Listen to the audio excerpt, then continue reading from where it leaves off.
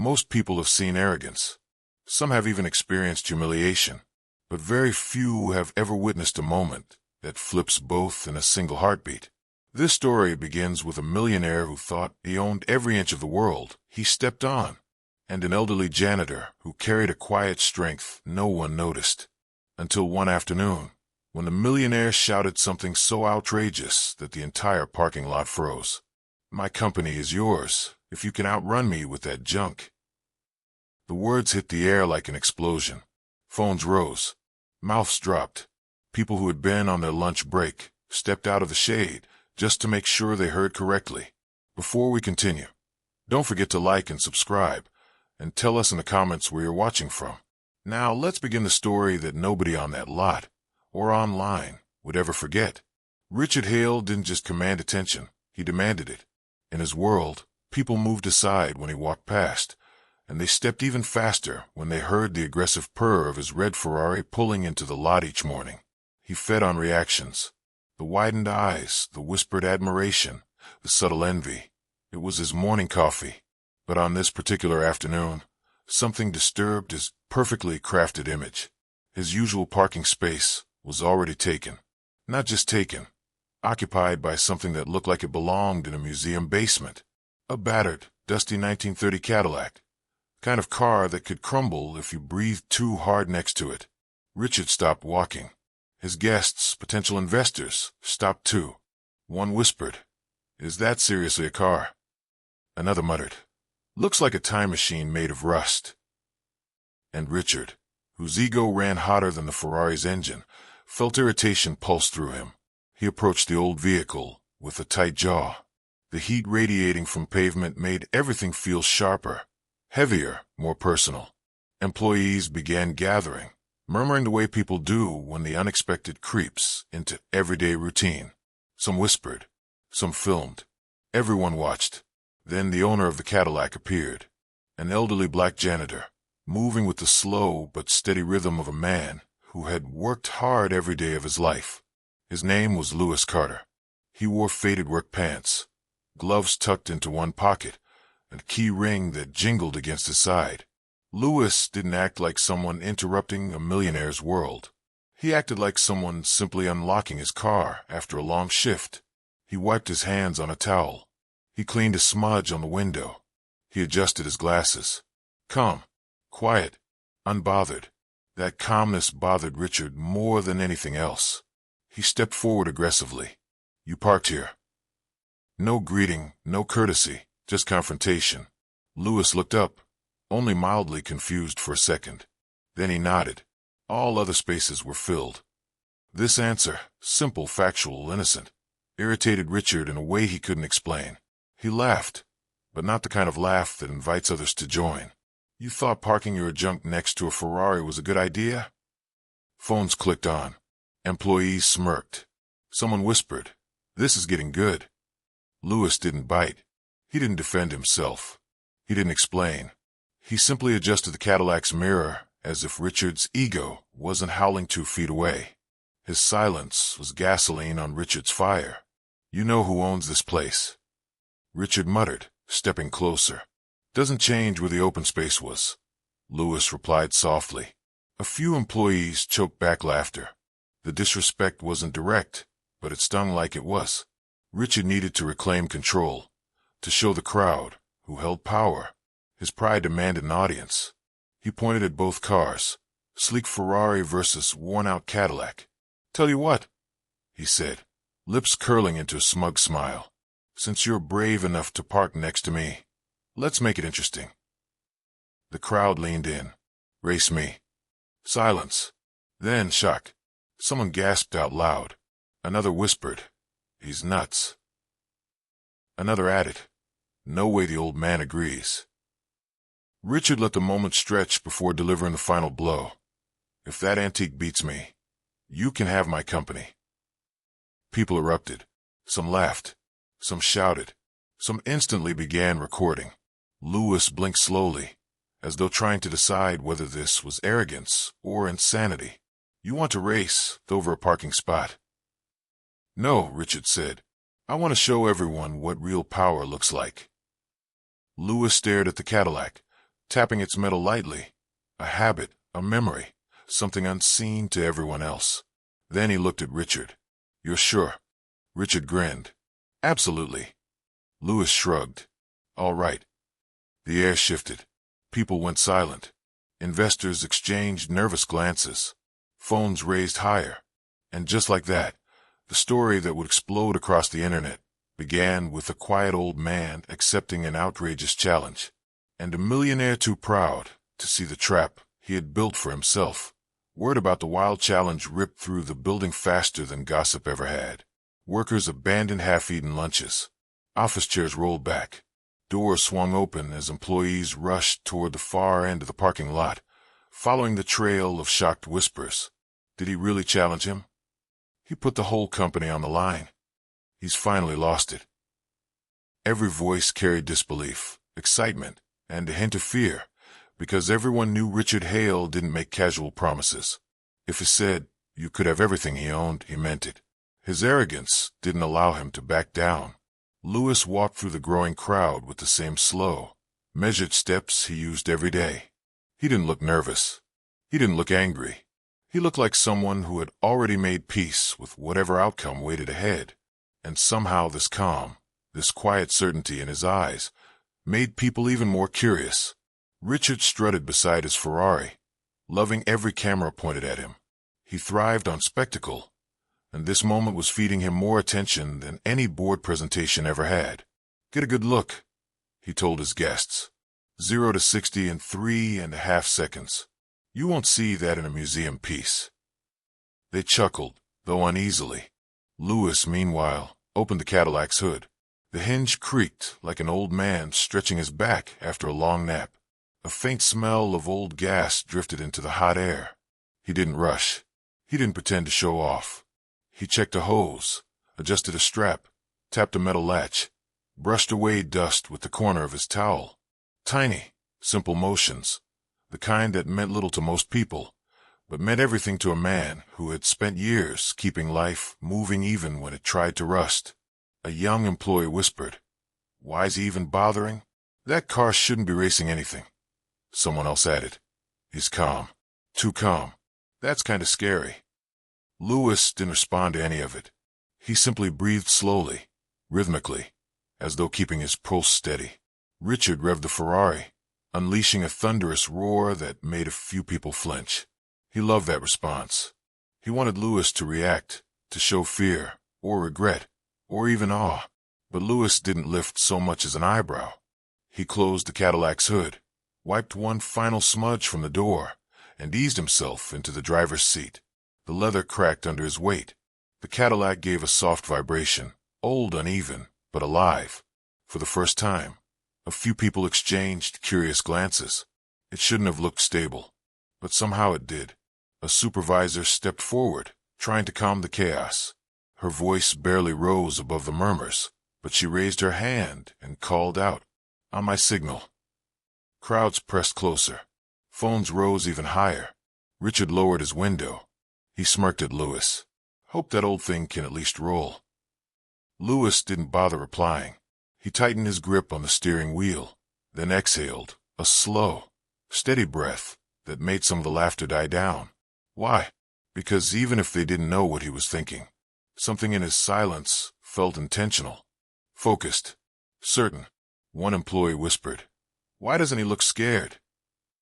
Another whispered back, "Because maybe he knows something." The Ferrari rumbled like thunder. The Cadillac answered with a soft, uneven hum, the sound of a survivor, not a sprinter. The supervisor brought her hand down. "Go." Richard's Ferrari exploded off the line with screeching tires and a roar that echoed through the entire lot. People cheered. They ran behind, chasing the spectacle with their phones raised like torches. Lewis rolled off the line gently. No sound of stress. No aggressive launch. Just a steady, calm movement forward. People erupted in laughter. He's not even trying. This is going to be legendary, and not in a good way. But Lewis looked like a man following a rhythm only he knew. His eyes stayed forward. His hands stayed unshaken. His breathing stayed even. His entire focus was on the road ahead, not on the cameras, not on the crowd, and not on the millionaire desperately trying to prove something. Halfway down the lot, the Ferrari's roaring confidence suddenly faltered. A sputter, a choking cough, a flicker of warning lights. People didn't see it yet. They were still cheering the red blur in the distance. But Richard felt it. A knot tightened in his chest. He hit the accelerator again, harder. The pedal resisted. The engine coughed louder. Something rattled beneath the hood. "No, no, not now," he muttered, his voice cracking under the roar and his rising panic. He hit the wheel once, twice again. The car jerked forward like it was fighting itself. Then it died. Just like that. Silence swallowed him whole. Richard sat frozen with disbelief as heat poured in through the windshield. He stepped out, face pale, hands trembling. Not a sound escaped him. Not a scream. Not an excuse. He simply stared at the Ferrari, the very symbol of his pride, now resting lifeless in the middle of the lane like it had betrayed him publicly. Behind him, a sound approached. Not fast. Not dramatic. A slow, steady hum. The sound of the Cadillac. Lewis rolled closer, its old frame rattling with each bump. But the closer it came, the heavier the silence grew. People running beside the vehicles finally saw what happened. Is the Ferrari dead? No way. No way. Bro. He actually broke down. The laughter died. The confidence died. Everything went still. Lewis slowed beside Richard. He leaned out the window, just slightly. Need a lift. The crowd gasped. Richard's heart sank. Lewis reached over and unlocked the passenger door. A soft click echoed louder than the Ferrari's engine ever had. "Race hasn't ended," Lewis said quietly. "You want to finish or not?" Richard stood there, in front of employees, investors, cameras, realizing the world was watching the moment his ego finally met its match. The crowd reached the stalled Ferrari just as Richard's composure began to crack. His investors, the very people he had been trying to impress minutes earlier, now stared at him with the stunned silence of people watching a leader crumble in real time. Some held their breath. Some lifted their phones higher. Some exchanged looks that carried the sharp sting of judgment. Richard's throat tightened. A waterfall of heat spilled down his back, not from the sun, but from the burning weight of humiliation. He swallowed, but the dryness in his mouth refused to ease. And then he did something no one ever expected the millionaire to do.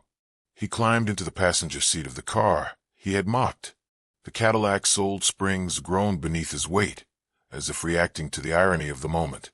The cracked leather felt colder than it should have. And for the first time in years, Richard didn't feel in control of anything. Not his image, not his reputation, not even his own breathing. The crowd moved aside as Lewis gently pressed the gas. The Cadillac rolled forward with its familiar hum, slow, steady, grounded, carrying both men toward the finish line. Whispers chased after them. "He's really sitting in the old car. This is unreal. The internet is going to explode." The Cadillac moved without showmanship. No revs, no flashes, no pride, just consistency. Lewis didn't speak a word. Not one. He didn't glance at Richard. He didn't smirk or gloat or savor the moment. He simply drove. And that silence, that calm, was somehow worse than any speech Richard could have been forced to endure, because the quiet made everything louder. His own failures, his own arrogance, his own reflection in the dusty Cadillac window. The finish line grew closer, just a faded mark on the pavement, but now it felt like the edge of a cliff he had walked himself toward. The Cadillac crossed it with a gentle rumble, nothing dramatic, nothing triumphant, just the kind of win that didn't need applause. Everyone waited. Phones recorded. Eyes locked onto the passenger door. When it opened, Richard stepped out slowly. His face had drained of color. His collar clung to his neck. His usual confidence, that polished, practiced swagger, evaporated under hundreds of eyes capturing every flicker of discomfort. Someone whispered. He actually lost. Another added. He made the janitor carry him to the finish line. Lewis climbed out as well. He moved with the same quiet rhythm, rubbing the back of his knee, stretching like the whole race had been nothing more than a minor inconvenience. But the silence that followed was different. People weren't just shocked. They were uncomfortable. Not because Lewis had won, but because he had won without rubbing it in, without raising his voice, without demanding respect. His restraint spoke louder than Richard's Ferrari ever could. Richard cleared his throat, desperate to regain some of the dignity spilling from him, like sand through a clenched fist. Listen, everyone, this wasn't exactly what it looked like. His voice cracked, the first obvious break in the persona he had built over years. Cameras zoomed in. Investors stepped closer. Their expressions sharpened, hardened, shifted from curiosity to concern, and then to disappointment. One of them murmured, "Richard, this is bad." Another whispered, "The board is already watching the live stream. This," he shook his head, "this won't end well." Richard opened his mouth to defend himself, to blame the heat, the engine, the road, anything. But before he could form the excuse, a younger employee spoke up from the crowd. "You said he could have the company if he won." His tone wasn't disrespectful or mocking, just clear, factual, unavoidable. We all heard it. The crowd murmured, agreeing. A few nodded. Others stared at Richard, waiting to see if he would deny what hundreds of witnesses had on camera. Richard's lips pressed into a thin, tight line. His hands trembled slightly as he shoved them into his pockets. His power, the power he built on fear, on pride, on wealth, was slipping through his fingers. And the more he tried to grab it, the faster it dissolved. Lewis finally stepped forward. He didn't raise his voice. He didn't attempt to command the crowd. He simply wiped his palms on his towel, looked Richard directly in the eye, and spoke with the same quiet firmness he'd had since the beginning. "I didn't race for your company." Murmurs rippled through the crowd. Some gasped. Some frowned, confused. Some stared at Lewis, trying to understand a man who showed strength without ever needing to display it. "I raced because you asked," Lewis continued, his voice steady as stone. "I'm not here to take anything from you. Not your job, not your money. I just wanted to finish what you started." Richard blinked. Hard. His chest tightened. He hadn't expected mercy. He barely even recognized it. And yet here it was, softer, sharper, heavier than any punishment could have been. Investors stepped closer, forming a line behind Lewis like a silent jury. One leaned forward. "Richard, your behavior today reflects poorly on this company." His tone was calm, but cold. Another investor added, "You ridiculed an employee on camera. You turned a workplace into a circus. You dragged guests into a personal show of power. This is unacceptable." Then the board's chairwoman arrived. Her expression was unreadable, but her disappointment was unmistakable. "We cannot ignore this level of unprofessional conduct," she said slowly, each word slicing deeper than any shout could. Richard opened his mouth, desperate for anything to cling to, an explanation, a defense, an escape, but nothing came out. Lewis took one small step back, giving Richard space to face the avalanche he had brought upon himself. He didn't smirk. He didn't revel in the downfall. He just stood there, quiet, steady, unshaken, and somehow that made the truth even harder for Richard to swallow. The crowd watched in silence. The power shift was complete, and no one needed to say it out loud. The board didn't need to shout. They didn't need to threaten. Their silence carried enough weight to make even the boldest ego crumble. Richard's eyes darted from face to face, searching for even a scrap of sympathy.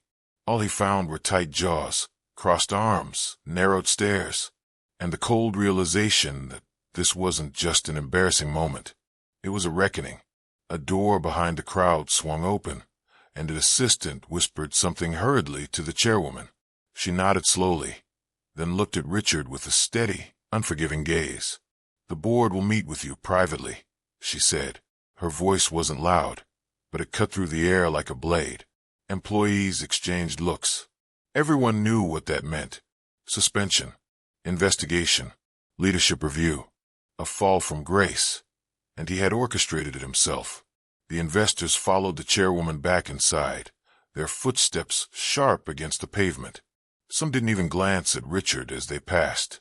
Others gave him quiet looks of disappointment, so deep they felt like slaps. Workers slowly drifted away too, whispering as they went. "He really did it." His ego finally beat him.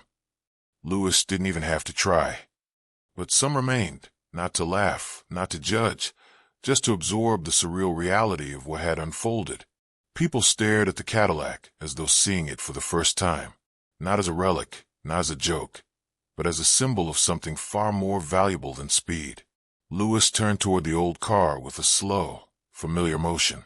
He brushed dust from the seat, checked the door handle, wiped the mirror with a care that had nothing to do with pride, only habit. A few younger employees approached him hesitantly. "Sir, you kept your cool." "Respect," one said softly. Another added, "You didn't have to be that calm." Most people would have snapped back. Lewis nodded once. Didn't need more than that. There was no arrogance in his voice, no victory in his tone, just a truth hardened by years of understanding people, especially people like Richard Hale.